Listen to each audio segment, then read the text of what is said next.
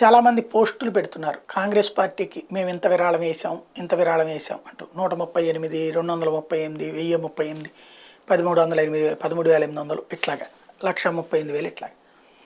ఏంటి ఇదంతా? దేని ద్వారా అవుతుంది? క్యూఆర్ కోడ్ డిజిటల్ ట్రాన్సాక్షన్ ద్వారా జరుగుతుంది.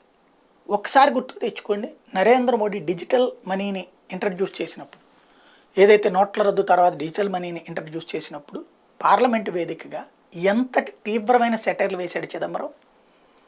ఈ దేశంలో 100కి 40 మందికి అసలు మామూలు చదువులే లేదు, అట్లాంటి వాళ్ళు డిజిటల్ పేమెంట్స్ ఎట్టా చేస్తారు, పల్లె ప్రజలకు అసలు డిజిటల్ ఎట్టా కుదురుద్ది, వాళ్ళకి 60-70 మందికి రాదు. ఇవన్నీ ఇవాళ పల్లెటూరులో టీ తాగడానికి కూడా క్యూఆర్ కోడ్ వాడుతున్నారే. మరి ఇప్పుడు చివరికి కాంగ్రెస్ పార్టీ విరాళాలు అదే డిజిటల్ మనీ ద్వారా తీసుకుంటున్నారు, డిజిటల్ ట్రాన్సాక్షన్ ద్వారా తీసుకుంటున్నారు. కాబట్టి ఇది అసాధ్యం అని కాకుండా ఎందుకు సాధ్యం కాదు అని వెళ్ళాలన్నటువంటి పాఠం ఎప్పటికైనా కాంగ్రెస్ నేర్చుకుంటే బెటర్ ఏమో.